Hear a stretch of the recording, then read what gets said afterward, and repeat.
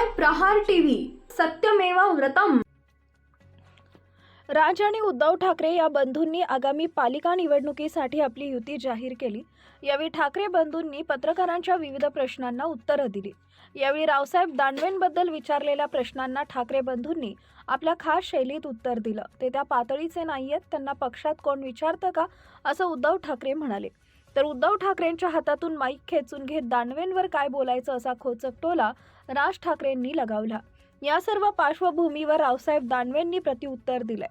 काय म्हणाले रावसाहेब, सविस्तर जाणून घेऊया। 18 वर्षांनंतर दोन भावांनी आपापसातलं भांडण मिटवलं, याचा आम्हाला आनंद आहे। महाराष्ट्राच्या दृष्टीने आनंदाची गोष्ट घडली। बाळासाहेबांची इच्छा पूर्ण केली। निवडणुकीनंतरही त्यांनी एकत्र राहावं, असं दानवे म्हणाले।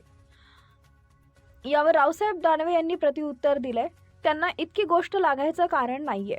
2019-2024च्या निवडणुका, आता नगरपालिकेच्या निवडणुकानंतर त्यांची परिस्थिती पाहून मी बोललो। मी पण 35 वर्ष आमदार आहे, मला परिस्थिती कळते। या पक्षात फार उमेदवार निवडून येणार नाहीत, 2 आकडी संख्याही यांची आली नसल्याचं रावसाहेब दानवे म्हणाले। मला पक्षानं 21व्या वर्षी सभापती केलं, 5 वेळा खासदार, केंद्रात 2 वेळा मंत्री केलं। 21 ते 68 वर्षापर्यंत मी कधीच खाली गेलो नाही।